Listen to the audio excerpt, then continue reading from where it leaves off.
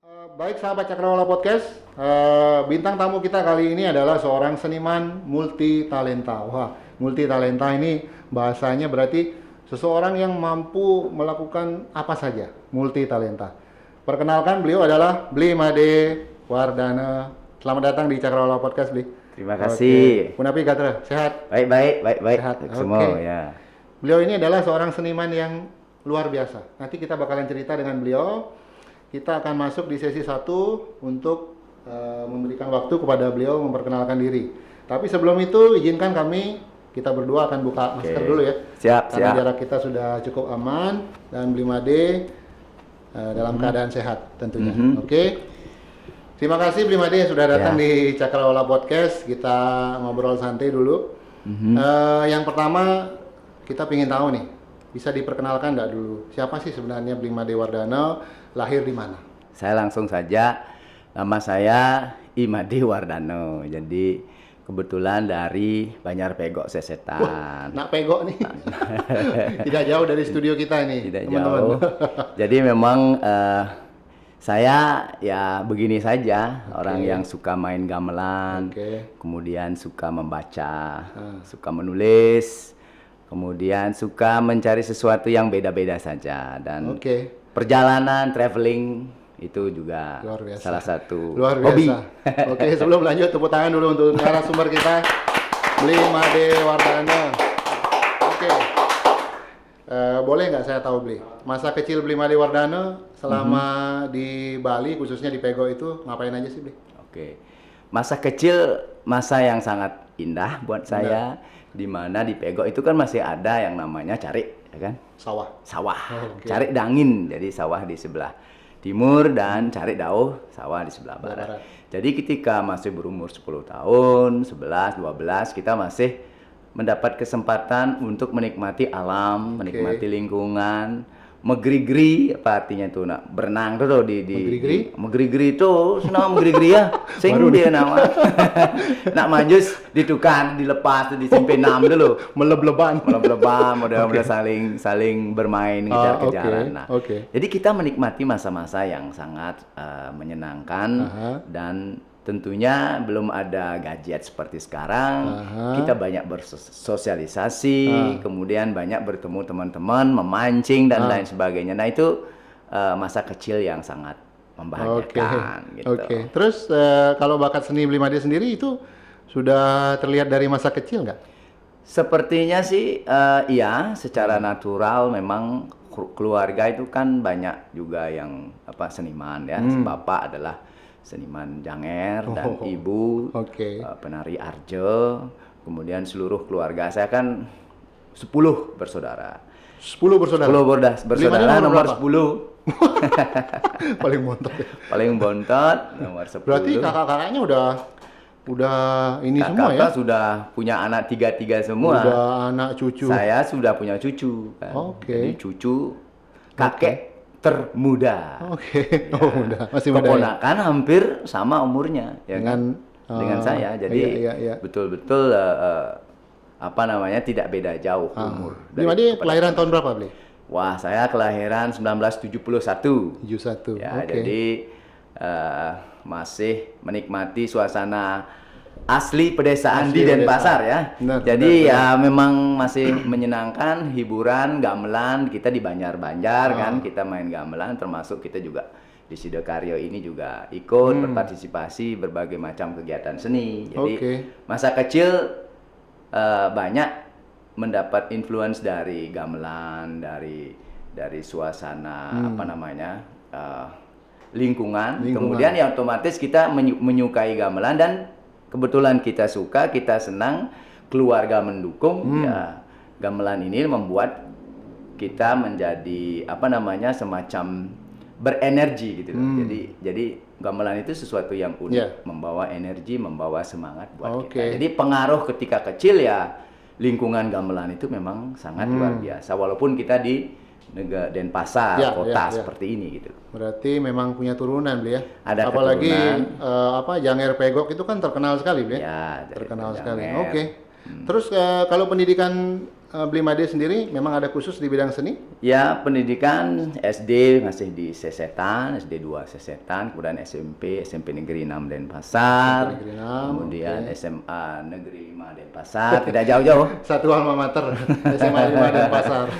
Satu sama, tidak jauh. Kemudian saya menuju ke, sebetulnya saya kan biologi 2 kan. Di SMA jurusan biologi? Iya, jurusan bio. Jadi suka sekali dengan biologi, pingin mimpi jadi dokter apa namanya. Teman-teman kan semua jadi pada dokter semua. Kalau kita lain gitu. Akhirnya kita main gamelan.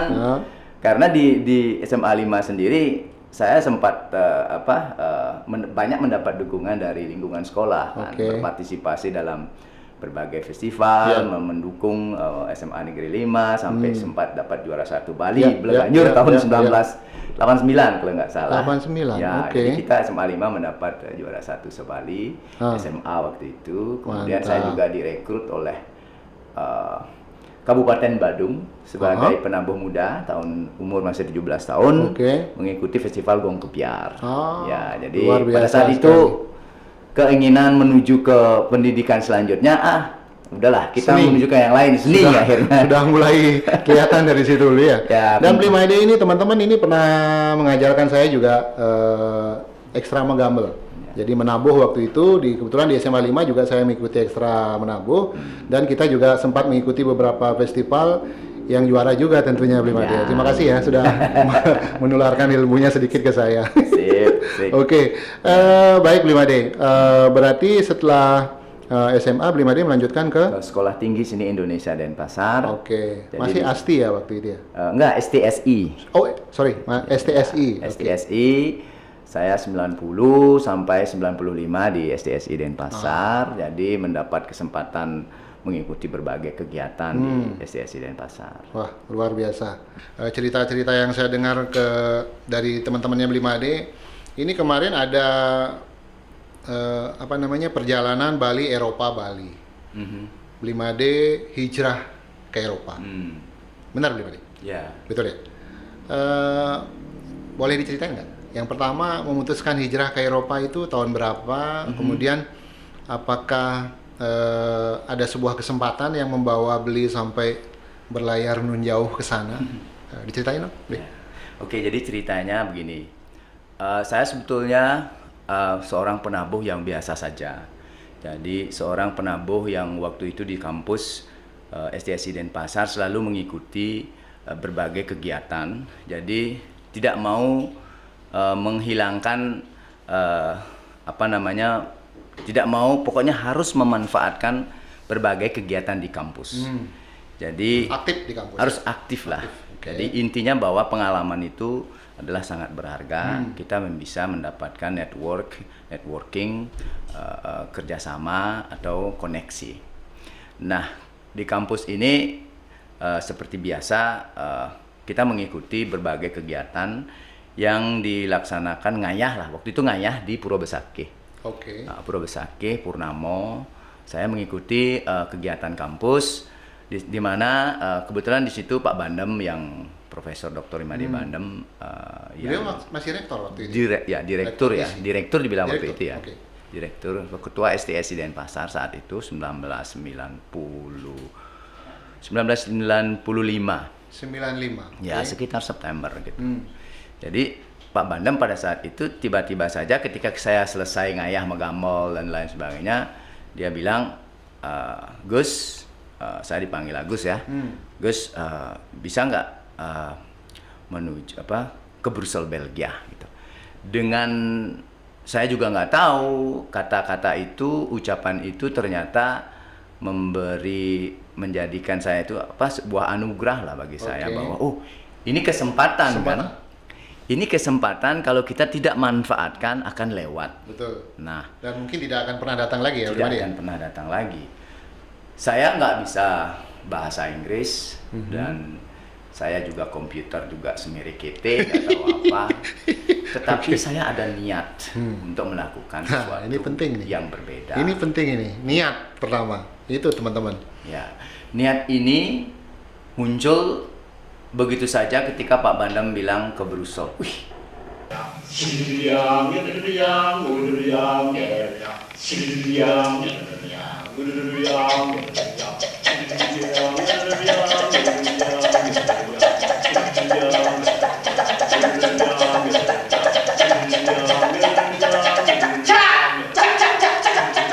Siap Pak. Siap. Saya berani Pak. Gitu. Jadi saya ingat kepada Pak Cok Tisnu saat itu dia menoleh ke saya, ambil gitu kan. Ya bagus. Pak Cok Tisnu itu siapa? Pak Cok Tisnu itu dosen. Salah satu dosen juga di situ. Ya, dosen tari. Oke. Dari Singopadu. Beliau yang juga mengerdipkan nada. Memberi dukungan. This is your time gitu loh. You have to go bro. Nah, oke, siap gitu ya. Akhirnya saya mempersiapkan diri. Itu beli rombongan waktu itu atau solo? Waktu di Sebesake? Enggak, waktu ditawarkan berangkat itu? Sendiri, solo. Jadi mengajar di sekolah musik bekerja sama dengan Kedutaan Besar Republik Indonesia. Sementara waktu itu beli sudah tamat atau masih kuliah di? Saya masih dalam proses ujian. Mau diwisuda. Mau diwisuda? Berarti sudah selesai ujian akhir? Ya, ujian akhir sudah selesai. Dan ya mungkin barangkali pemilihan Pak Bandem saya kurang tahu apa yang menjadi keistimewaan sing tawa. Tetapi hal itu adalah sebuah kesempatan yang saya harus ambil.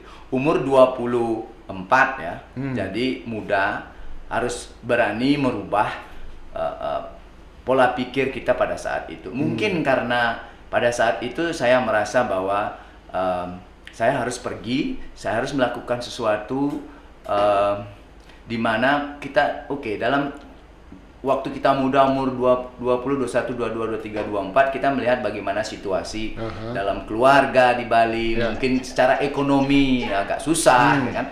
Kemudian kita ada rasa jengah. Nah, dapat peluang, punya rasa jengah. Ada rasa jengah. Kita laki-laki. Berani segitu benar. Jadi istilahnya inilah kita ambil kesempatan ini. Akhirnya saya menyampaikan dengan rasa yang berat hati kepada orang tua. Oke, berarti waktu itu apakah ada penolakan keberatan dari keluarga begitu menyampaikan bahwa Beli Made akan berangkat? Ini yang paling berat sebetulnya. Ini yang paling berat yang kita hadapi sebagai anak muda. Sebagai orang tua, rago jani orang. Kita kan sebagai orang tua kita melihat anak kita juga seperti itu. Betul. Ternyata kita paham bahwa kenapa orang tua itu merasa worry, merasa khawatir terhadap anaknya, apa yang akan dilakukan di sana ya kan? Apalagi saat itu telepon saya ngadau, HP saya ngadau, Google tidak seperti sekarang ya, betul. Seperti sekarang. Betul. Ya kan? Apa yang akan dilakukan gitu. Nah, berbekal dengan semangat, berbekal dengan keberanian, saya meyakinkan kepada orang tua. Bapak jak meme yang berangkat ke Belgia. Ya kan? Reaksinya di Jogung itu. Di mana Gung? Terus apa kalau kita itu kan jika ditunyan kalau ngurusin dan lain sebagainya. Ibu ya nanti SCSI kampus kayaknya. Jadi kampus yang akan mengatur segalanya. Pokoknya kita berangkat ngabok keberanian untuk meyakinkan kepada orang tua inilah kita juga harus punya strategi ya. Apa strateginya? Strategi kita bagaimana kita bisa meyakinkan orang tua. Jadi kita pun juga harus berpikir yang benar membohongi orang tua selalu. Yang jadi ngomong sesuatu kan sehingga percaya. Ini penting nih untuk anak-anak muda kita jadi. Sehingga ragoa selalu ngulu-ngulu anak tua. Ketika muda kan kerja nih kepesu padahal dia jadi salah satu contoh karena itu perlu kita kepercayaan. Jadi apa yang disampaikan, kita menyampaikan karena orang tua sudah percaya kepada kita, dia sudah yakin, silakan Bo. Gitu. Akhirnya dengan berat hati dia bilang, nah udah berangkat aja. Nah pokoknya 2 tahun gen. Gitu awalnya. Awalnya 2 tahun gen, tapi saya pulangnya pasti 1 tahun gitu supaya ini gitu. Pokoknya jangan khawatir gitu. Nah masalah yang kedua mungkin saya misalkan. Ada masalah lagi? Ada masalah sih. Tidak hanya orang tua, punya pacar.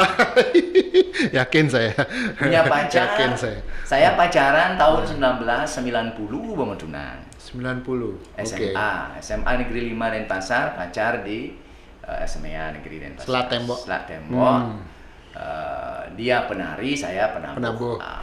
Cocok. Jadi cinta tuh memang betul-betul melekat bagaikan perangkau. Kok bisa ketemu, Bli? Padahal sekolahnya beda. Ketemu Sekolahnya di mana? beda, ketemunya Jangan-jangan ketika- ketemu di lapangan belakang itu. Ketika ada acara di Semeya Denpasar, saya memimpin grup gamelan di sana.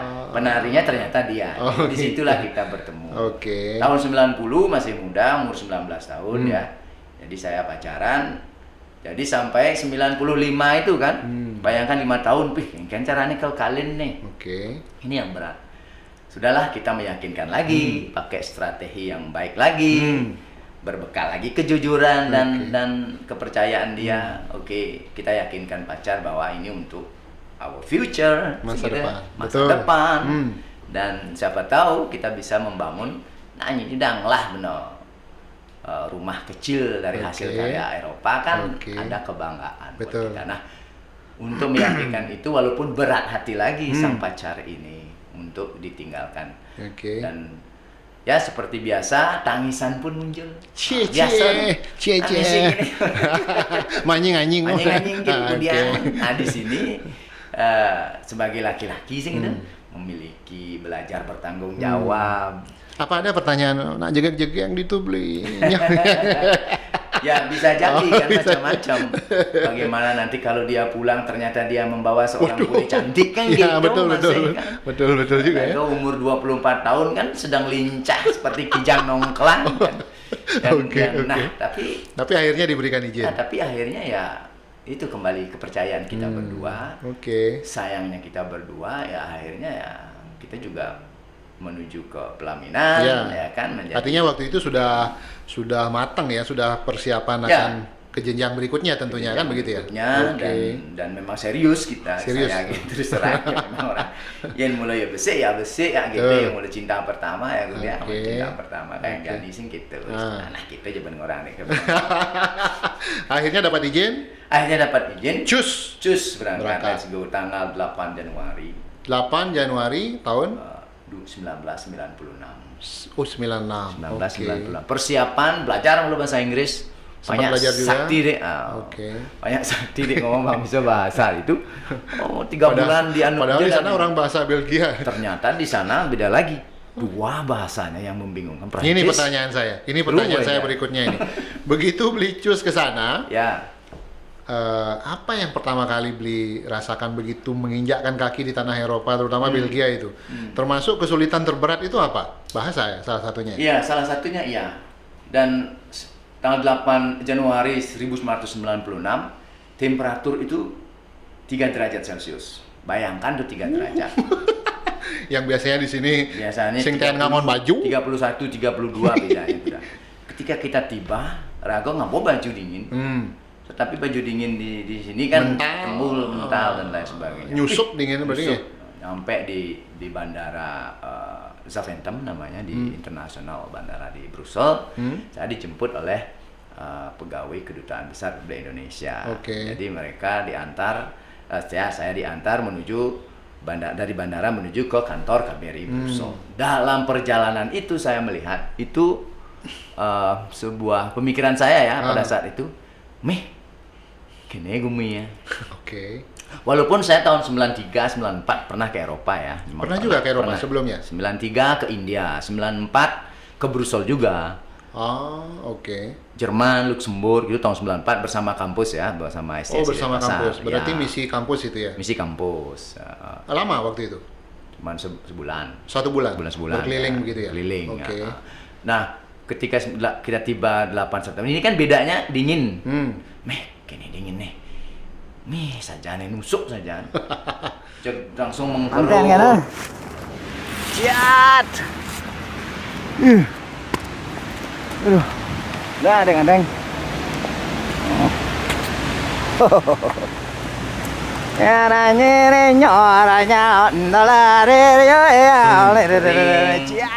Begitu kita kan jet lag ya, capek. Betul. 14 jam perjalanan dari Beda, Denpasar. selisih waktu yang lama ya. Denpasar, Frankfurt, Brussel kan. Kan capek sekali. Kemudian kita tiba dingin keadaannya. Ya sudahlah kita melihat. Terus pandangan saya di dalam perjalanan itu, wah mobil kan keren penjemputannya, kedutaan besar, bro.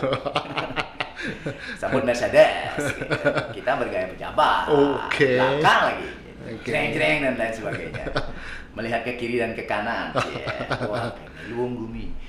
Shocknya adalah bagaimana negeri itu tertata. Ini tahun 96 loh. Jadi sekitar 25 tahun lalu ya. Betul. Jadi tahun 96 itu mereka waktu itu ya sudah tertata rapi, kemudian bersih yang pasti. Kemudian public transport. Ada metro itu yang bawah tanah, kereta bawah tanah. Di sana dibilangnya metro di Brussel. Kemudian tram, bahasa Prancisnya tram. Ini tram orang. Itu yang listrik itu yang di atas. Kemudian ada juga bus kan, bis. Nah, di situ 3 transportasi publik itu yang saya betul-betul ini baru ya, negeri yang benar-benar memberikan keren gitu ya. Nah, istilahnya wah, saya harus mencoba negeri ini. Harus menjelajah, melakukan hal-hal yang belum saya lihat, saya harus lihat. Jadi curiosity ya, saya jiwanya memang gitu, demen saja ada yang sesuatu yang lain, rasa pingin tahu tuh berlebihan di dalam hati saya. Jadi, terhadap kesehatan beli waktu itu karena cuacanya 3 derajat, akhirnya, apa nggak bikin sakit tuh? Coba nyelepedek bentar. Dan perlu diketahui hati-hati kalau seandainya kita ke Eropa, baju, stamina, minum itu harus kita, kalau yang belum pernah ke Eropa ya, ini yang paling berat temperatur ini. Jadi 3 hari saya di sana. Ternyata saya kena cacar. Waduh. Bayangkan Tuan kena cacar. Mulus. Pada saat itu ganteng umur 24 tahun. Tahu saya, tahu. Amat deh, taman nanti. Sedang kalau mau foto aja gaya, tiba-tiba kena cacar. Tiba-tiba, aduh jadi begini ya gitu. Akhirnya saya bilang pada pacar, saya kena gini nama Yua namanya sih. Yua, saya nulis surat cinta. Telepon kan mahal. Iya, Surat cinta yang dikecilkan sedikit parfum. Cis. Bau kan manis kan, romantik, tapi seminggu kemudian hilang baunya. Baunya hilang. Sing sajan malah kena ngisi parfum. Padahal sudah isi. Nah, itulah akhirnya memberikan pacar waktu itu memberikan semangat. Kondisi saya sudah aduh, saya cacar udah menggenap ini, akhirnya itu membuat saya bosan di sana, ini di akhirnya kita kenapa jadi begini, kemudian mau ngomong aja susah, orang di luar bahasa Prancis lagi, habis itu kesana lagi bahasa Belanda di orang di sini. Kita ngomong bahasa Inggris sedikit-sedikit.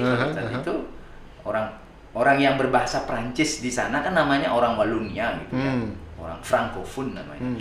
Dia nggak mau memakai bahasa Inggris. Pokoknya bahasa Prancis saja. Hitam belum.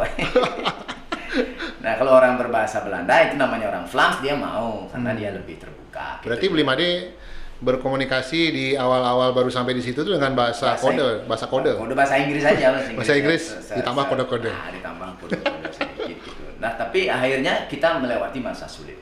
Berapa lama Bli menyesuaikan diri itu sampai akhirnya? 2 minggu kan, yang sakit 2 minggu. Sakit 2 minggu. Padahal dituntut sebulan berikutnya adalah pertunjukan perdana 29 Februari 1996 adalah pertunjukan besar 29 Februari tahun 1996. Jadi saya harus menampilkan pertunjukan seni di Sekolah Musik Konservatorium di Brussel. Berarti tujuannya di situ memang mengajar di sekolah musik itu ceritanya. Kemudian diminta membuat satu garapan yang harus dipentaskan tanggal 29. Ya, memang awalnya kita ke sana kan memang kerjasama ya. Dari STSI Denpasar, pemerintah daerah Bali, Pemda Bali. Pemda Bali kan menghibahkan gamelan gong kebiar ke KBRI Brussel. Jadi dibutuhkan guru, saya diundang gurunya. Kedutaan besar membuat program Bali sebagai pusat kesenian Bali di Eropa. Itu awalnya. Jadi saya dikirim ke situ, programnya KBRI Brussel seperti itu. Akhirnya saya dikirim, sakit kan. Seminggu itu harus ada pertunjukan perdana dalam 1 bulan tuh. Pokel gae, apa yang harus dibuat. Jadi saya bekerja keras. Luar biasa itu tantangannya, Bli. Tidak pernah main gamelan nih. Orang-orang nih yang main gamelan masyarakat Indonesia. Yang Bli ajak bermain gamelan di situ untuk pertama kali itu siapa? Iya, pertama kali mereka. Jadi saya punya murid pertama itu pegawai-pegawai kedutaan, diplomat-diplomat Indonesia, ditambah 3 orang Belgia. Orang Belgia? Ya, murid konservatorium. Yang sebelumnya memang belum pernah? Belum pernah. megang gamelan. Belum pernah megang, memainkan main gamelan. Dia tiba-tiba kaget dengan kedutaan, mau mengundang bermain gamelan. Nah, akhirnya ya saya seperti itu. Jadi mengajarkan mereka sampai kita pertunjukan tanggal 29 Februari 1996. Dan mengundang Pak Bandam datang ke Belgia. The style is more like interlocking figuration is the key in this case. This one in the middle, the highest one, known as Ging. He's playing the melody. He's the leader of the melody in the play. He's giving the theme, the melody of the piece. Ceritanya. Dan pertunjukan berhasil berjalan dengan bagus. Ya, pertunjukan walaupun berjalan tertatih-tatih, ceritanya unik lagi. Mau kamen misi dari tiba-tiba kelas kan ya. Benarnya kan rawana longgar dan neo. Ya. Tapi karena kelas kan ya, sengidang hancang jenik beberapa benar. Rahwini, rawana berubah menjadi Rahwini. Saya benar-benar keluar air keringat dingin. Ada Pak Bandam, bagaimana saya nih? Ya sudahlah, ini yang terjadi. Saya akan tampilkan saja apa adanya sesuai dengan kemampuan saya. Tapi pada akhirnya penonton bertepuk tangan, aplaus, berdiri, dan itulah sejarah pertama saya menampilkan pertunjukan yang ada di YouTube itu bisa dilihat.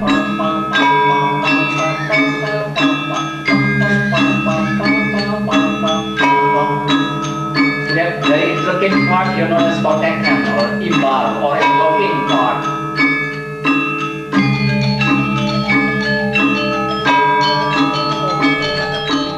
Saya lihat itu, Pak Bandam sempat announcement, menyampaikan beberapa narasi. Setelah itu beli mulai gamelan. Itulah saya perdana video pertama saya di sana. Tapi sebangnya waktu itu kayaknya cemberut, agak grogi, benar ya beli ya? Iyalah, mesti kan umur.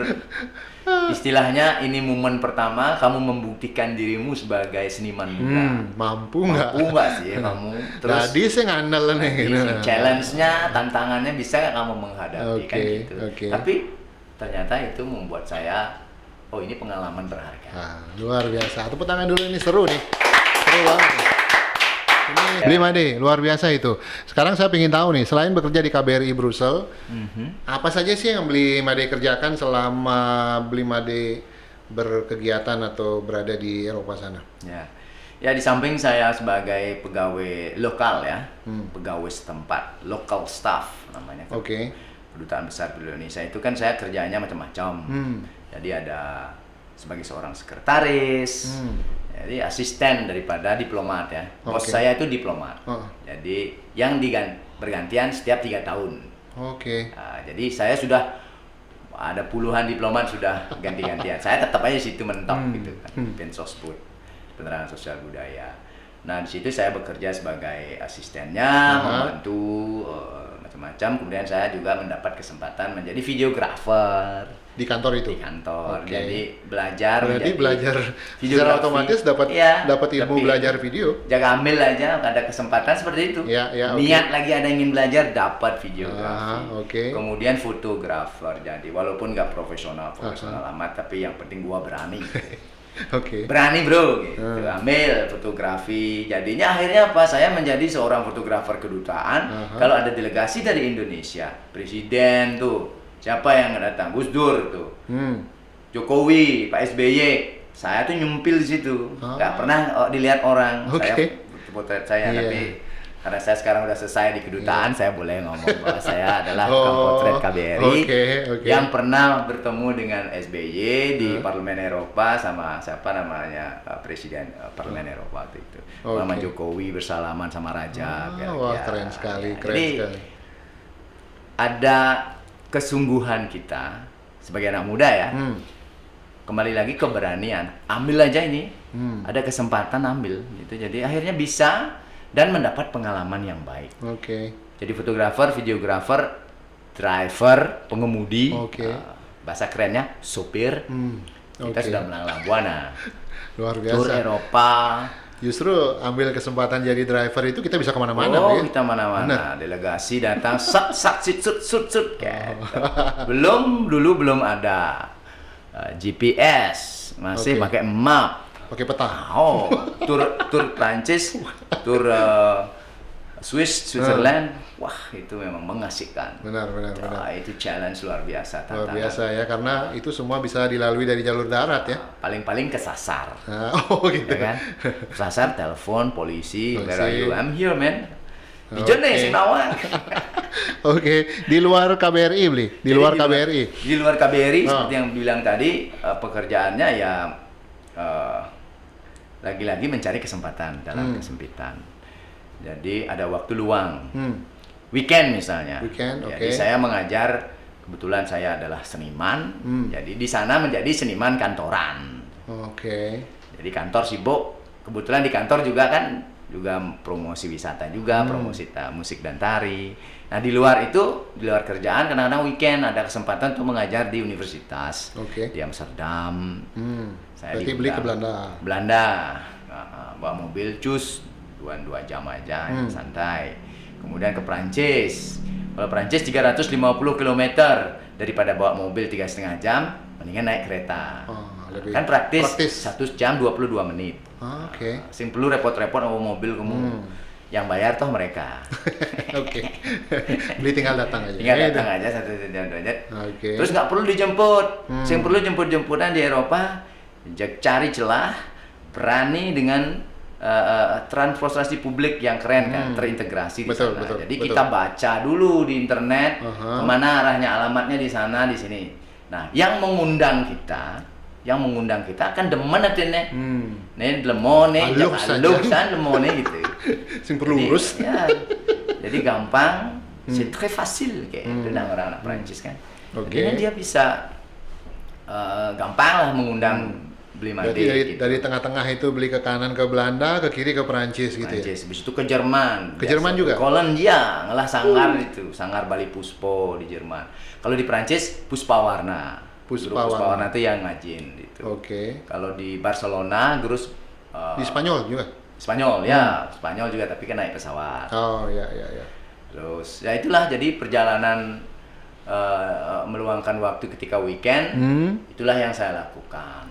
Jadi mengajar, mencari adventure ya, pengalaman petualangan berkesenian di Eropa. Jadi senang sekali melakukan kegiatan-kegiatan tersebut. Saya juga lihat Bli jadi kontributor ya.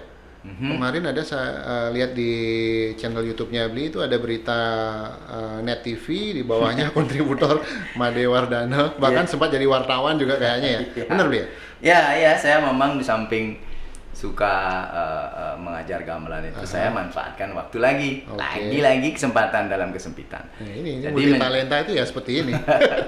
Jadi ada program di Net TV Indonesia, Citizen Journalist, kalau bahasa Indonesia apa? Jurnalisme warga. Jadi siapapun bisa menjadi jurnalis.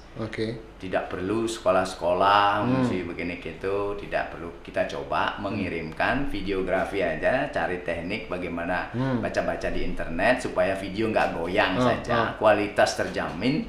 Terus dikasih deskripsi yang menarik, kemudian apa temanya kita ikutin. Ternyata seperti Goof ya, waffle Belgia kan terkenal sama betul. penganannya itu enak sekali. Nah di situ saya melihat di samping kita mendapatkan pengetahuan umum tentang keunikan daripada daerah setempat. Nah ini bisa dijadikan sebagai ya semacam kita sharing video, kita kirim ke sana Citizen Journalist. Ternyata mendapatkan respon yang baik. Nah, akhirnya di situ saya harus coba tambah kencang lagi ya. Tambah kencang lagi, berupaya lagi, niat ada, semangat ada, terus pengalaman ada, keberanian lagi, lagi. Terus kebetulan juga suka menulis, nulis di koran, di Kompas, di Kompas, di Kompas. Ya itu hanya travel story, travel tentang perjalanan. Saya suka mau mengirim berita ke Kompas dan dimuat sama mereka. Dan akhirnya menjadi sebuah pengalaman unik bahwa sebetulnya kita berada di mana-mana saja kalau kita mencoba mencari celah. Ternyata kita bisa melakukannya. Luar biasa. Jadi, kita bisa. Ternyata kita bisa. Bisa gitu. Begitu. Jadi terima gitu loh, kan tidak menyangka sebetulnya. Dan kayaknya kita kan biasanya memulai sesuatu itu kan takut kan? Ya betul. Cakau nyenlung tulisnya sing ya coba kan. Oke. Ya memang sih awal-awalnya menulis artikel tuh kan begitu, kirim sing dimuat. Tiba-tiba ngirim, pernah saya ngirim di Bali Post surat pembaca baru nyampe itu. Kirimnya ternyata dimuat. Di situ saya terus-terusan coba. Oke. Nah, kegiatan-kegiatan di luar KBRI Brussels itu saya lakukan dengan sungguh-sungguh, belajar sebaik mungkin. Kemudian ada kesempatan ke luar Belgia mengajar, ke Jerman saya pasti jalan dulu. Sebelum mengajar? Sebelum mengajar gamelan. Misalnya sore hari kita menggamel jam 3 misalnya. Paginya saya sudah berangkat. Saya jalan dulu menelusuri, tapi saya baca dulu sebelumnya. Saya nih akan di Jerman. Berarti alih lu nih makanan apa yang paling enak. Nanti kita ke sana, kita cari tempatnya, kita ambil aja pakai kamera. Pakai kamera terus direview, dikirim. Diedit dikit biar manis. Akhirnya menjadi pekerjaan yang buat saya menyenangkan pasti ya. Sekali. Termasuk kemarin mereview rumah kubus gitu ya, yang di Belanda itu, keren sekali itu. Keren tuh, Ble. Itu menarik, harus ke situ tuh. Benar. Jadi miring 90 derajat pula sih. Seorang seniman mengajar seni di luar negeri, di satu sisi menjadi citizen jurnalis. Memang kedengarannya aneh tapi luar biasa itu ya, kemampuan yang jarang dimiliki orang lain. Yang paling heboh nih jadi klien Banjar, bener ya? Klien Banjar di Brussels, betul? Ya, jadi klien Banjar juga pada akhirnya. Di Brussels itu ada klien Banjar loh, teman-teman. Gimana tuh, Bli? Ceritanya, Bli? Ya, gini. Mungkin pernah tahu ada puro, ya kan? Puro. Nah, ini pertanyaan saya berikutnya sebenarnya. Oh gitu. Kok bisa ada puro di situ? Iya. Langsung aja, Bli. Jadi puro itu memang kita sebagai pengempon ya dibutuhkan klien banyak, ya kan? Kemudian organisasi kita bagaimana caranya supaya kita bisa mengorganisir kegiatan-kegiatan. Ya, mereka mempercayakan, jadi semeton-semeton Bali yang ada di Belgia mempercayakan saya sebagai kliennya dari 2009. Karena puro itu kan ada disakralkan tahun 2009. 18 Mei 2009. 18 Mei 2009. Ya. Terus disitulah saya menjadi klien Banjar, mengorganisir berbagai kegiatan keagamaan, kebudayaan, promosi budaya Indonesia, kemudian bersosialisasi dengan teman-teman, amal dan lain sebagainya. Ya, salah satu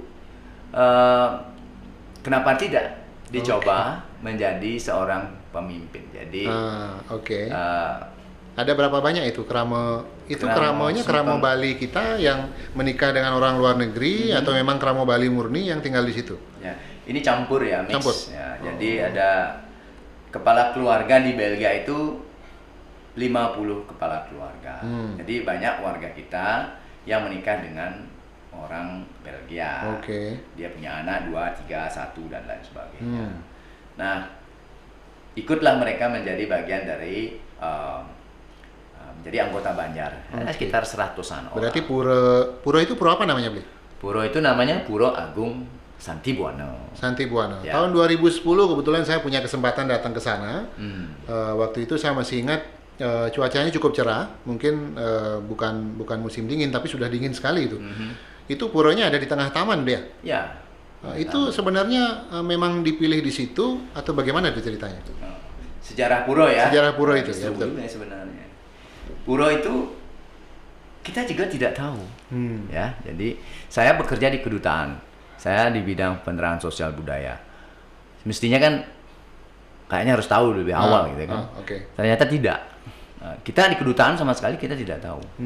Yang kenapa saya menjadi tahu karena yang membuat salah satu ngukir-ngukir di sana kenal saya. Ya, namanya Komang Aditya. Komang Adit ini nelpon saya, Bli, tahun 2008 dia nelpon. Bli, ada puro di Belgia, Bo beli nawang gitu. Udah beli tahu? Ih, Mang di sana itu. Saya di sini beli sekarang. Oh ya, saya nawang tidak tahu kita. aduh, wih menarik juga nih kan kita pikiran yang memutar tahun 2008 itu. Wah kalau begitu saya harus berangkat nih. Cus gitu. Coba begitu saya browsing dulu di internet. Kok bisa ada pura? Gimana ceritanya Pak Haryadi? Namanya dulu sebelum taman itu namanya Paradisio.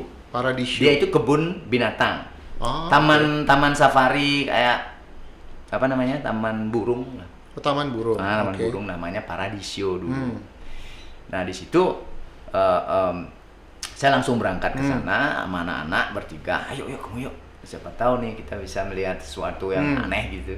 Tiba-tiba benar saya sampai di sana gede sekali. Sudah berdiri. Oke. Loh, kok bisa berdiri? Kan ceritanya ceritanya memang. Nanti saya juga nggak tahu saya mengerjakan bagian bawah nih gitu ya. Ya proyeknya lain lagi. Ada banyak ribuan pegawai yang mengerjakan dari Indonesia dan itu 300 kontainer kan. Pengiriman materialnya.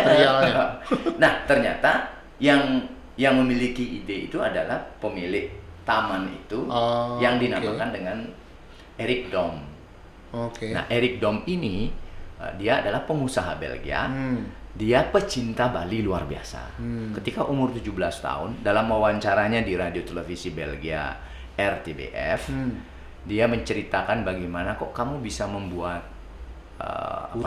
membuat puro. Apa yang menjadi motivasi kamu latar belakang. Dan saya mengikuti itu di YouTube dan lain sebagainya. Dulu ya, sebelum dulu itu ini. Karena dia mencintai budaya Bali, dia menginginkan, dia punya mimpi ada nilai-nilai yang ada di Bali itu yang dia bisa sangat sukai. Dia ingin menunjukkan bahwa di Eropa itu kan begitu saja kehidupannya. Lihat di Bali mereka hidup sama, mereka happy, senang, dan ada filosofi-filosofi yang memang harus diperkenalkan kepada publik Eropa. Benar. Jadi idenya kita sebagai orang Bali kan harusnya berbangga luar biasa. Iya, betul. Kalau ngelah nih seperti itu, dicintai sama orang gitu kan. Ini kan satu warisan yang kita harus pertahankan secara terus-menerus. Nah, membangunlah dia puro. Dia punya guru spiritual, almarhum Pedanda Telabah ya. Pedanda Telabah, Putra Telabah, profesor itu Bapak Profesor yang almarhum beberapa bulan yang lalu masalah. Dan beliau itulah yang menginspirasi punya kontak dan akhirnya dibangunlah. Jadi kita di sana kan warga Bali yang ada di Eropa. Betul. Terus, berarti semenjak beli tahu itu? Semenjak itulah saya berpikirnya karena saya juga mengalami, bilanglah ada yang tidak setuju dari masyarakat kita, namanya juga beda-beda pendapat. Karena puro itu kan terletak di taman, mungkin pemikirannya secara ekonomi ya mungkin ini untuk untuk komersial gitu. Pemikiran kita lah. Dari segi itu bisa saja. Kemudian pemikiran yang kedua adalah saya ingin kan punya program kedutaan nih Bali sebagai pusat kesenian, Belgia sebagai pusat kesenian Bali. Terus selama ini kita sembahyang lah tongos kan gitu. Di zaman lakun bertemu di mana kita bertemu kecuali kalau di puro ini pasti masyarakat Bali Eropa akan senang datang. Betul. Itu bagaikan magnet dia ya. Akhirnya terwujud. Luar biasa. Jadi kan coba kalau lihat Saraswati, begitu banyak orang datang. Dari mana-mana ya. Orang datang karena mereka ya menganggap bahwa ini adalah sembahyang kita menjaga budaya kita yang terdekat kan. Betul. Jadi disitulah kita bertemu sama teman-teman Bali yang di perantauan. Dan ini hal yang positif kan. Yang membuat kita menjaga identitas kita sebagai nak Bali. Sebagai generasi yang harus menjaga keunikan Bali kita kan. Seorang Eropa mencintai budaya Rago sampai Yengai Puro ketika kita di sana tidak kan. Benar. Kan sayang. Iya, saya aja waktu ke sana saya sempat sembahyang di situ, Beli. Sempat sembahyang ya. Puronya besar, teman-teman. Besar nih dan tatanan bangunannya itu sama persis dengan bangunan puro yang ada di Bali. Jadi ada Utama Mandala, ada Madya Mandala, ada Nista Mandala juga kan. Dan bahkan halamannya itu dikelilingi oleh taman yang luar biasa, bagus sekali. Ada sawah berundak-undak. Ada sawah berundak-undak ya, betul. Persis. Saya tahu itu. Dan ada naga di gerbang masuknya itu kayaknya beli ya. Ya. Materialnya memakai batu hitam itu ya. Batu hitam dari Karangasem apa. Akhirnya kayaknya kalau saya lihat setelah itu Blimade melalui kanal YouTube-nya lebih banyak berkegiatan di situ ya, terutama di bidang seni. Di bidang seni. Jadi dijadikan sebagai koneksi budaya, jembatan budaya. Tempat kita berkumpul sesamanya mau Bali, tempat kita memperkenalkan kebudayaan Bali kepada masyarakat Eropa sebelum mereka termasuk ogoh-ogoh itu beliau. Termasuk itu juga. Itu di situ tempatnya. Iya. Nah, jadi teman-teman ini ada sesuatu yang cukup unik karena kalau pementasan barong, rangde, celuluk gitu di luar negeri mungkin sudah biasa kita lihat. Nah, ini saya sempat lihat kemarin itu tahun berapa Blimade? Tahun ogoh-ogohnya. Ya, ogoh-ogohnya. Tahun 2011 yang pertama. 2011 ogoh-ogoh pentas di Belgia. Itu di lingkungan pura itu atau di mana? Luar biasa. Di depan pura, ya. Diceritakan dong sedikit, Bli. Gimana itu ceritanya? Ya sangat asik sebenarnya kita mengembangkan kebudayaan, apalagi sesuatu itu belum pernah terjadi. Ya, betul. Dan ini ciri khasnya Blimade. Selalu membawa sesuatu yang belum pernah ada sebelumnya. Lanjut, Bli.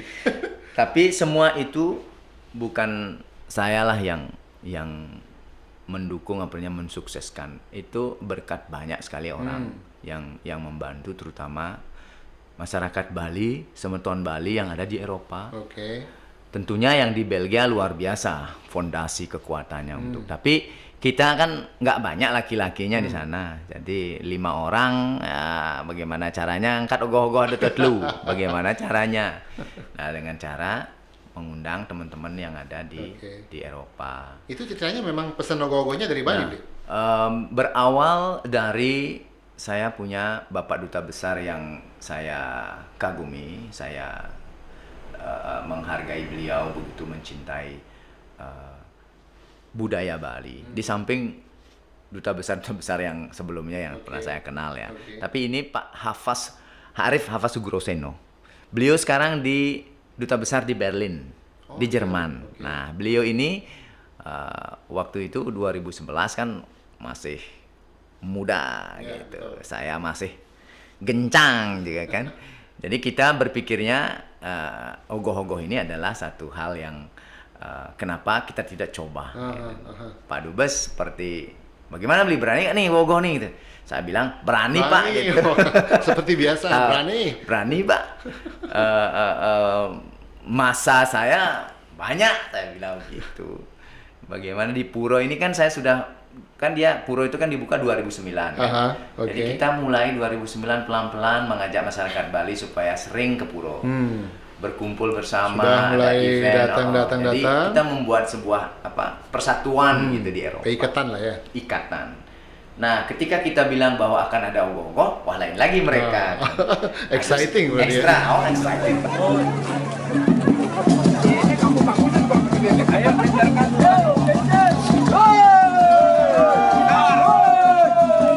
Putar kanan. Ke kanan gitu kanan ini. Kanan ini gas. Oke. Kita bicara nih. Pokoknya main kan ke Brussel. Mahal, ini kan mahal. Kalau kalian dari Prancis menuju Brussel, kudu lapis tuh anggaplah 150 euro tuh, 200 euro sekitar 3 juta. 3 juta, tiket, betul. Tiket kereta.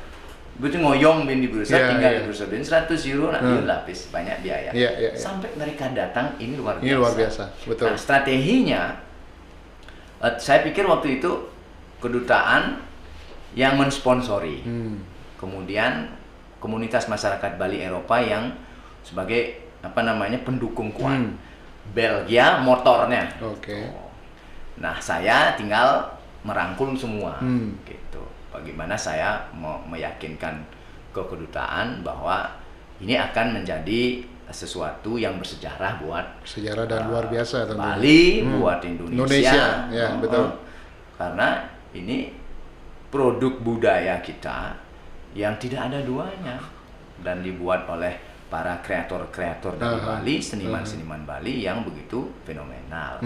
Nah, saya bekerja sama dengan bapak besar, seniman besar kita di Sesetan, Bapak Chandro. Wayan Chandro. Ya, Pak Wayan Chandro. Gases.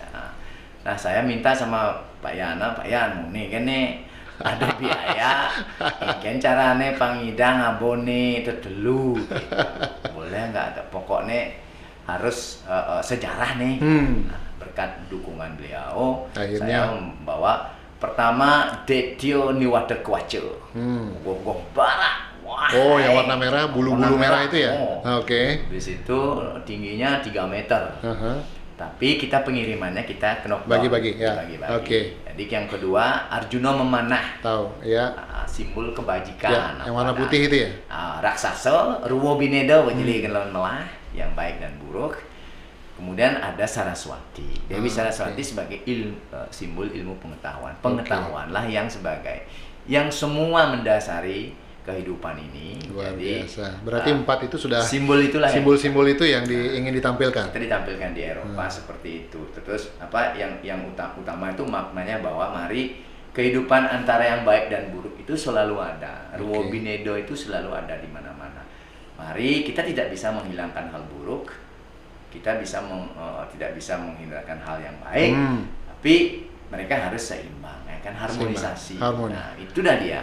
Luar biasa beli sesi ini lama sekali kita ngobrol ya.